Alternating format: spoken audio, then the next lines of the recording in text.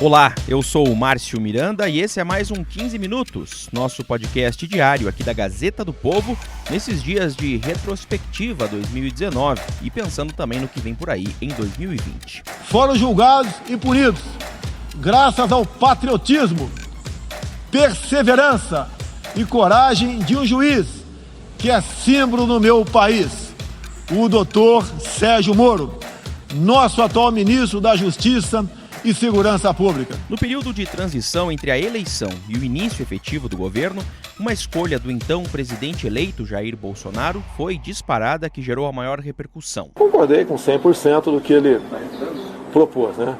Ele queria uma liberdade total para combater a corrupção e o crime organizado, e um ministério com poderes para tal. O anunciado superministro da Justiça e Segurança Pública, Sérgio Moro, largou a magistratura e assumiu o cargo. O primeiro ano do ministro e ex-juiz foi de altos e baixos. Se por um lado foram colhidos bons resultados na segurança pública, por outro teve momentos em que a posição e até a autonomia do Moro foram colocadas em dúvida. Quem manda sou eu. Eu tenho poder de veto ou você é um presente banana agora? Para relembrar aqui nessa nossa retrospectiva o que foi feito nas áreas da segurança pública e também do combate à corrupção, eu chamei aqui a Kelly Cadanos, editora de República da Gazeta do Povo em Brasília, que conversa comigo neste 15 minutos. Kelly, vamos começar pelo pacote anticrime. Foi a grande pauta do ministro Moro, né? Recentemente foi aprovado, amplamente divulgado na Câmara dos Deputados, o projeto anticrime, com muitas medidas relevantes que vão melhorar o cenário da justiça e da segurança pública. Já falei publicamente, respeitosamente, que a Câmara poderia ter ido além. Claro que isso faz parte do jogo democrático. E aí, ao final do ano já, de 2019, um gosto que imagino foi meio misturado, entre doce e amargo em relação ao pacote, né, Kelly? Pois é, Márcio, olha só que coisa, né? O pacote anticrime ele foi encaminhado ao Congresso Nacional em fevereiro e ele só foi resolvido aos 45 minutos do segundo tempo, né? Lá no comecinho de dezembro é que os parlamentares efetivamente votaram esse projeto, tanto no plenário da Câmara quanto no plenário do Senado. Foram 10 meses de tramitação e ele sofreu muitas derrotas e também algumas vitórias já na Câmara dos Deputados. O presidente da Câmara, Rodrigo Maia, criou uma comissão especial para analisar um grupo de trabalho, na verdade, para analisar esse pacote anticrime ao longo desses 10 meses. Algumas coisas que eram consideradas muito importantes pelo ministro Sérgio Moro foram retiradas do pacote, como o excludente de licitude, o plea bargain, a prisão em segunda instância, entre outros temas que eram importantes para o ministro da Justiça, mas que o Congresso resolveu fatiar essa discussão em outros projetos. O plenário da Câmara aprovou o pacote anticrime, já com essas alterações, com uma margem muito grande, né? Foram mais de 400 votos a favor, que mostra que o acordo foi muito bem costurado, todo mundo se dedicou muito a esse projeto, à discussão, a defender seus pontos de vista. O Senado foi muito mais rápido, né? Votou o pacote todo em 24 horas e não fez nenhuma alteração. Se houvesse alguma alteração muito significativa, o projeto teria que voltar para a Câmara, e aí só em 2020 ia ter algum desfecho pelo Congresso. O presidente Jair Bolsonaro sanciona com vetos o projeto de lei conhecido como pacote anticrime. Foram 25 artigos vetados para, segundo o presidente Jair Bolsonaro, garantir mais efetividade ao sistema penal brasileiro. E, eventualmente, um ou outro veto pode ser derrubado ainda pelo Congresso, então a discussão final mesmo vai ficar para 2020.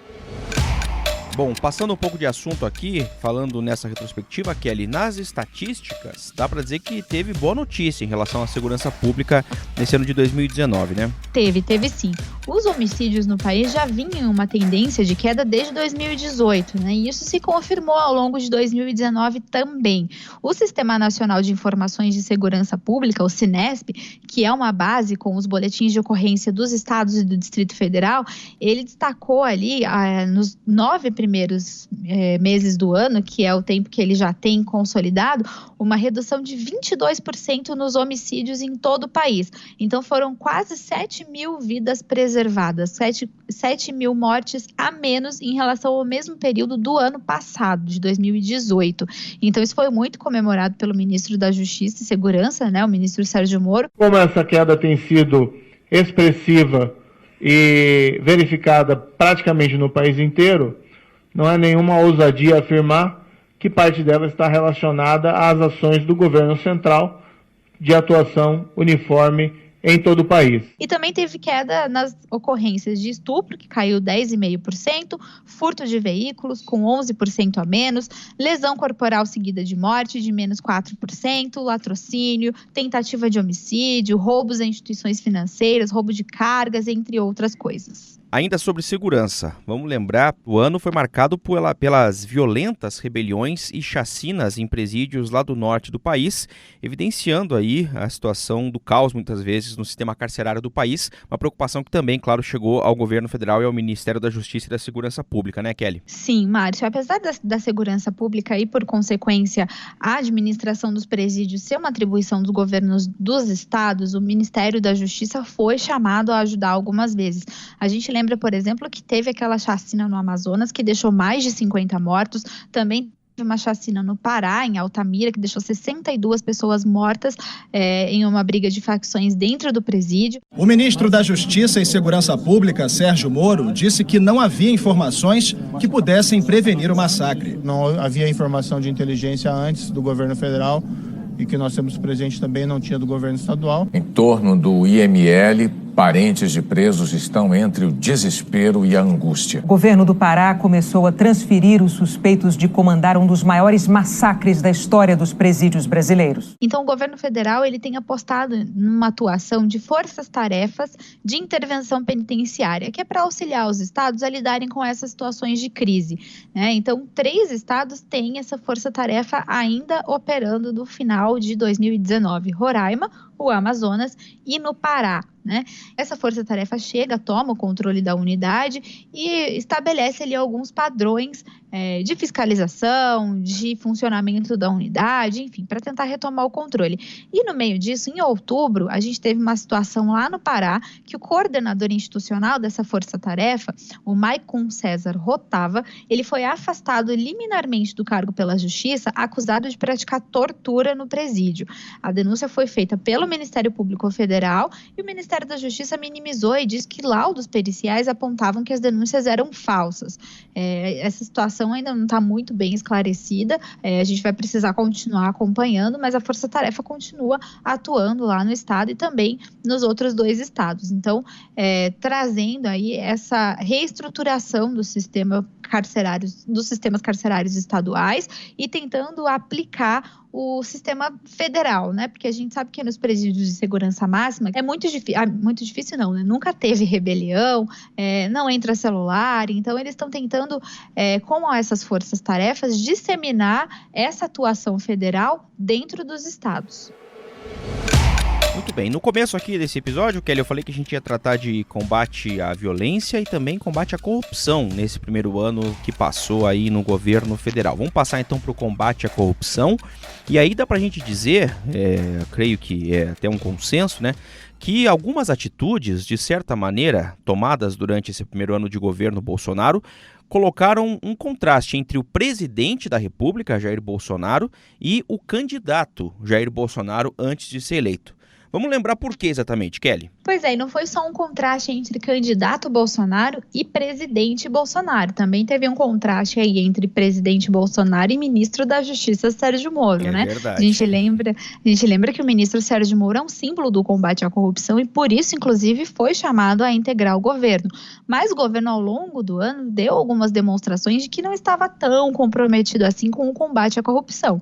E isso, inclusive, chegou a estremecer a relação do Bolsonaro com o ministro Sérgio Moro, né? A gente lembra de um episódio de tentativa de interferência na Polícia Federal do Rio de Janeiro que quase levou a um divórcio, né? O que eu fiquei sabendo, se ele resolver mudar, vai ter que falar comigo. Quem manda sou eu. Eu tenho poder de veto, ou você é um presidente banana agora? E no final do ano, o Datafolha fez um levantamento mostrando que a percepção dos entrevistados sobre o combate à corrupção pelo governo piorou de agosto para dezembro, né? Que foi ali depois de toda essa confusão envolvendo a Polícia Federal também. Mas não foi só a Polícia Federal não, viu, Márcio? Teve o COAF também, que ao longo do ano se chamava COAF, depois passou a se chamar Unidade de Inteligência Financeira e depois voltou a se chamar COAF, só para você ter uma ideia de como a coisa mudou ao longo do ano. O COAF é um órgão que fiscaliza e controla e monitora possíveis atos de lavagem de dinheiro. Esse órgão ele é muito importante para investigações de combate à corrupção, ele foi essencial para a Operação Lava Jato e ele começou o ano sob o guarda-chuva do ministro Sérgio Moro, lá no Ministério da Justiça. Se for possível o parlamento manter, ótimo, né? Se não for, paciência, faz parte, como eu disse lá, do jogo democrático, né? Depois ele voltou para o Ministério da Economia, teve todo aquele episódio, a gente também falou disso no 15 Minutos ao longo do ano, de fritura, né, do presidente do COAF, que foi indicado pelo ministro Sérgio Moro, e ele acabou saindo do cargo e o COAF foi transferido do Ministério da Economia para o Banco Central. Então, isso foi encarado como uma tentativa de enfraquecer o órgão, enfraquecer o combate à corrupção por parte do governo federal. A Polícia Federal também sofreu tentativas de influências diretas por parte do presidente, que tentou emplacar um nome apoiado por ele na Superintendência do Rio de Janeiro, que é onde ocorrem investigações, inclusive envolvendo a família do presidente. Isso causou um mal-estar gigantesco entre ele e o ministro Sérgio Moro. O diretor-geral da Polícia Federal, Maurício Valeixo, quase caiu, quase deixou o cargo por causa disso. No fim, acabou se mantendo. Também teve o PGR, né? O Procurador-Geral da República foi indicado fora da lista tríplice organizada pelo Ministério Público Federal. Foi a primeira vez desde 2003 que isso aconteceu e também foi muito contestado pelos membros do Ministério Público. A lista tríplice, ela não é prevista na Constituição em relação ao Ministério Público Federal, mas ela é prevista em relação a todos os ministérios públicos. Ela é uma tradição constitucional que se formou porque, embora não prevista na Constituição, ela é uma tradição de natureza constitucional porque ela existe no sistema para todos os ministérios públicos estaduais. E essa lista existe para que seja escolhido como procurador-geral alguém que tenha atuação conhecida e reconhecida. Alguém que tem atuação testada e aprovada na carreira pelos seus pares. E a Receita Federal, né? O presidente Jair Bolsonaro ainda estuda promover algumas mudanças na Receita Federal, né? Que é outro órgão de controle muito importante para o combate à corrupção. A ideia é transformar o órgão, que hoje é subordinado ao Ministério da Economia, em uma autarquia.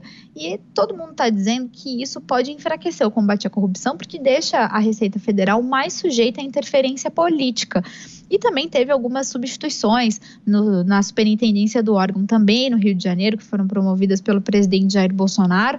Tudo isso também prejudicou um pouco essa visão de combate à corrupção por parte do governo federal e causou ali um mal-estar entre ele e o ministro Sérgio Moro, mas que aparentemente já foi resolvido. O que ele fez não tem preço. Ele realmente botou para fora, mostrou, né, as vísceras do poder, né, a promiscuidade do poder no tocante à corrupção. Eu lembro que a gente comentou em alguns episódios desse processo de um certo desentendimento entre ministro Moro e presidente Bolsonaro, lá no meio do ano, depois de tudo isso que você citou, mas a gente comentou recentemente que a pesquisa da Datafolha mostrou também como o ministro Moro é popular perante a opinião pública, aliás, com avaliação superior até a do presidente. Então, claro que o presidente Bolsonaro sabe que, por esse aspecto, é importante tê-lo, né, dentro do governo, até inclusive dando declarações aí nesses últimos dias, falando que seria uma chapa imbatível, ele com o Moro em 2022, já falando de eleição também, né?